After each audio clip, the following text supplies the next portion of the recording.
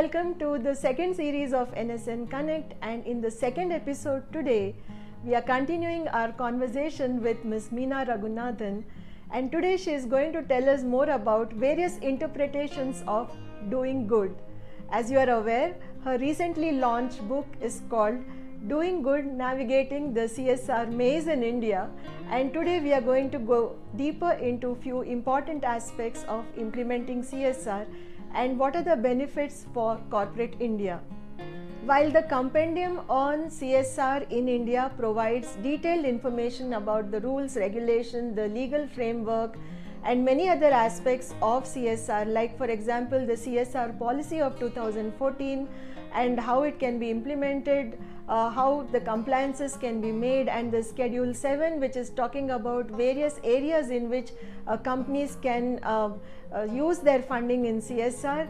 On the other side, we also need to understand how do we get the ground level perspective from somebody who has spent several years implementing many projects and contributing a lot to the evolving CSR ecosystem in India. So what it means for corporate India to use their CSR funds in various areas and create a sustainable and inclusive impact in the community and in the society. So let's go ahead and watch this episode and learn more about CSR from the ground level.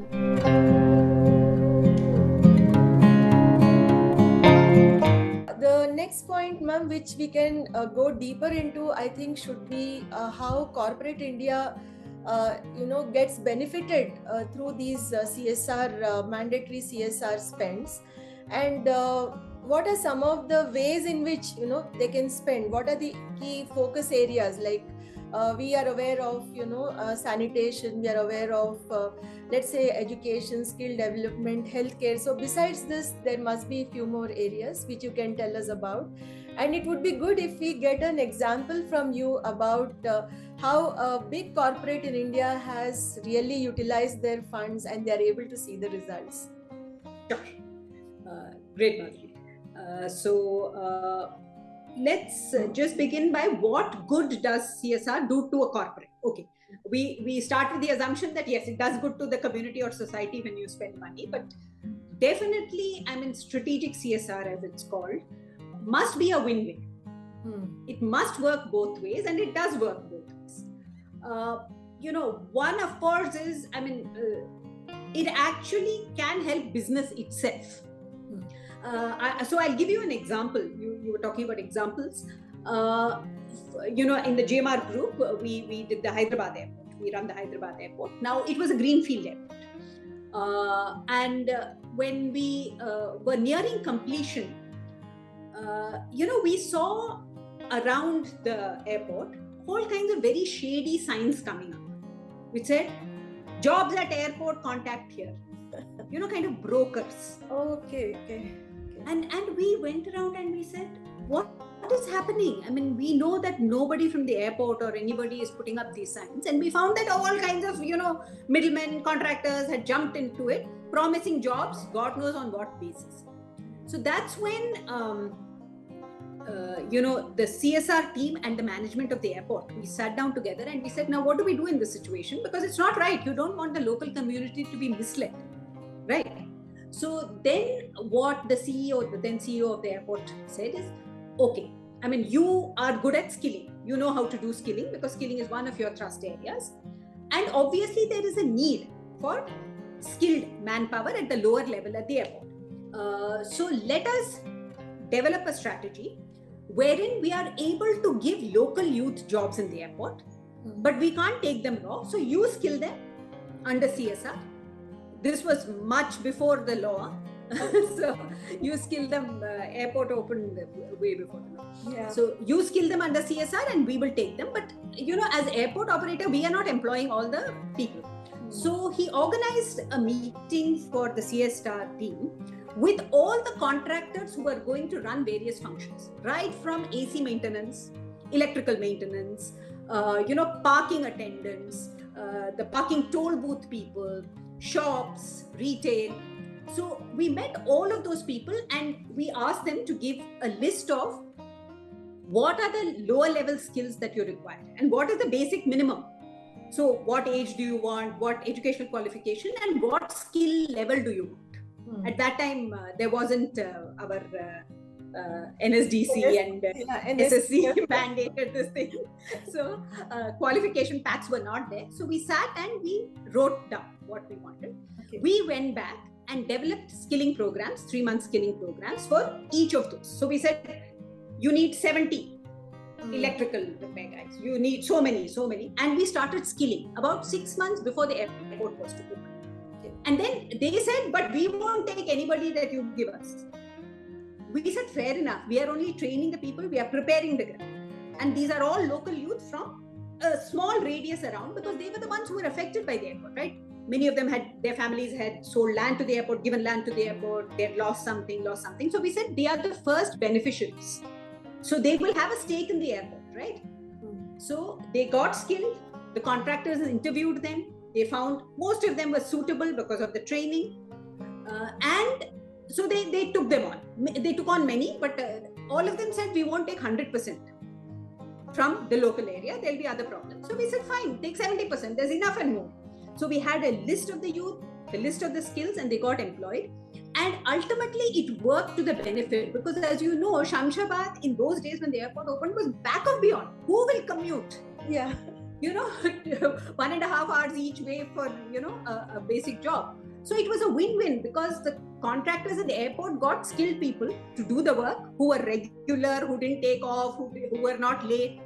And the local youth and the local families were happy, because now the airport was a positive thing in their lives. Right.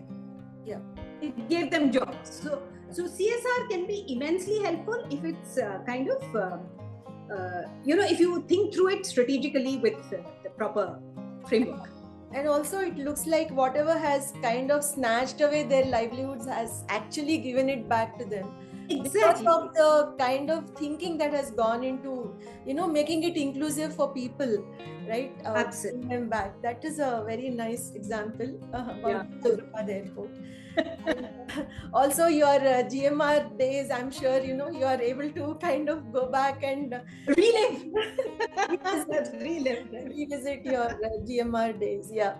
So, ma'am, besides this, like I was telling you in the beginning, what are some of the areas where the CSR spends can be, targeted, like where they can decide, and also what could be some of the factors which can help them in deciding on these areas. Let's say a company wants to spend on skilling, but the company is into something else. Okay, they are into manufacturing something, but then now for some reason they want to spend on skilling. So does it happen very naturally, or does the company have to be related to a particular area in which they want to spend? I'm just asking you as a total lay person, because I'm sure most of the audience will have these doubts and queries. So the beginning of the CSR journey is the one that requires most thought. What do I want to do? Where do I want to do? How do I want to do? The what is, there is something called Schedule 7. Now, I would actually request, either you can read in the book or go to the site, MCA site, Ministry of Corporate Affairs, Schedule 7. You must read section 135 of the company law. It's a short section which talks about the basic of the CSR law. Attached to that is Schedule 7, which lays out the areas on what you can expect. So it has currently it has about 12 areas, and things are added and taken out. Actually, the ministry is quite flexible in this. Okay. So how you interpret each of these. So the first is eradicating hunger, poverty, malnutrition, promoting healthcare. The second is promoting education, and education is interpreted very widely. So skilling also comes under this. Okay. So special education, employment enhancing vocational skills among children, women, elderly, differently abled. Then you have gender equality and women empowerment as a thrust area. You have environmental sustainability, that's a thrust area in itself. Protection of national heritage, art and culture. So, people interested in that area. Measures for the benefit of armed force veterans and widows. So yet another area. training to promote rural sports. This is something that is being pushed as an agenda, because we need to do it. Then there are also contribution to certain government funds which are allowed. So a company can choose not to do anything. They can simply write out a check to one of these, like the Swachh Bharat Kosh, the Clean Ganga Fund, the PM National Relief Fund. So a number of funds are named over there. If you choose, you can just, and some companies do that. Arey, kaun padega aise compliance jhanjat? Just write out the check. Or if on March 31st you find I've underspent by 2 lakhs, write out the check quickly, right? So it allows that. Then contribution to incubators funded by central government or state government with certain conditions. So incubators, rural development projects, which is a very wide thing. You can define almost anything that you do in a rural area as a rural development. Slum area development, again for urban areas, you can do anything. Disaster management. So very wide array of activities. Yeah. So generally how a company chooses, I think it has to be internal brainstorming. What makes most sense to them? Some companies have a history of doing CSR. They just continue to do that in the new framework. Often in family-owned companies, it may be influenced by the passion of the founder. If a particular founder feels very much about rural development, then all the funds will go there. Somebody else may be interested in heritage. So sometimes CSR projects are done like that. Otherwise, you're more strategic in the sense, how do I relate to community? What are my impacts on society and environment? If you go back to the first discussion of doing and being good, how can I mitigate my impacts on society and on the environment? That could be one way of looking at it, which is materiality. I create pollution, I do something about pollution. Yeah. But yet others, it's very difficult. For instance, if you take IT firms, which are very large spenders, obviously, on CSR, there's no very obvious negative impact. So how do they choose? They generally tend to then go back through the value chain. Okay. What is their major concern? Their major concern, they don't get people to work for them, people of quality. So they will typically say, okay, let me improve the quality of education in engineering colleges. Because that will, somehow contribute to the overall ecosystem of improving my stuff. Or let me go even one step further, schools. Let me see that science and maths is taught properly, that most students take up science and maths, STEM. So it's driven by different kind of motivations. Yeah. But every company must do what makes sense to itself. Yeah, and they should feel good about it. Like you said, being good, doing good, feeling good is also important. And also see the results, the tangible results, I'm sure, whatever is going to give them tangible results. And also, like you explained, the examples you gave about companies which feel that, if they feel that they are kind of adding to pollution, because it could be a natural thing for them, like say leather companies, mostly if I take the example of leather companies, it's inevitable that there will be some amount of pollution, right? Yeah. But then in case they want to spend their CSR funds on controlling, rather reducing the pollution or contributing to the environment, I guess it balances there. That's a kind of balance they feel about. And of course, what you are required to do by law, by some other law in terms of, say, pollution control, that should not be confused with the CSR. The CSR has to be over and above that. Yeah, correct. Yeah. So it can be a kind of synergy between what the law requires me to do under some other law and what I do under CSR. Yeah. So, and of course, as you say, this feeling good is very important, because one important advantage that accrues to a corporate through CSR is, the employees feel definitely more motivated. They feel better about their employer when they not only see that the company is doing good, but they're also able to participate in it. Yes. So, a lot of volunteering, these are very important factors in taking up CSR. Yeah. And one of the, I would say, the lacunae in the law currently is that it gives no kind of credit to employee volunteering. Yeah, volunteering, and also there is also this concept of individual social responsibility where employees themselves take up, few initiatives and all. So I don't think this is also formally recognized, but what is good about it is there's a lot of awakening and awareness that we should be a part of the larger social good. I think that's something very strongly coming out these days. Yeah, coming out, and the CSR platform becomes an opportunity to propagate this message. And I would also say that companies should look at their own strengths. Yeah. For instance, you were saying manufacturing. A manufacturing company, if it gets into skilling in its own area, it's adding immensely. It's able to use its, for instance, I will take the example, Madhuri, of our skilling programs back in GMR, where we were able to partner with other corporates. So, for instance, our first partnership was with Voltas.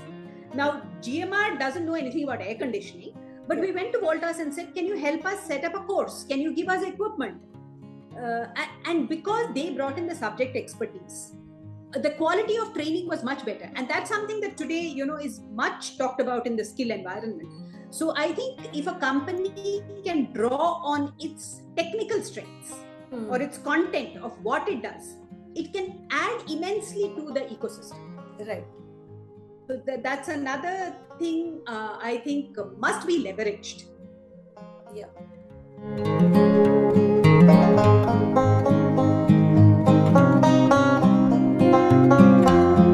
Thank you for watching this episode. I hope it helped you learn more about various interpretations of doing good and what it means for the corporate sector to use their CSR funds to create and generate the impact they want to see. I request you to subscribe to our YouTube channel and hit the bell icon so that you get all the updates and you don't miss anything from us as we continue our conversations on CSR, and I look forward to having you in the next episode. Thank you so much.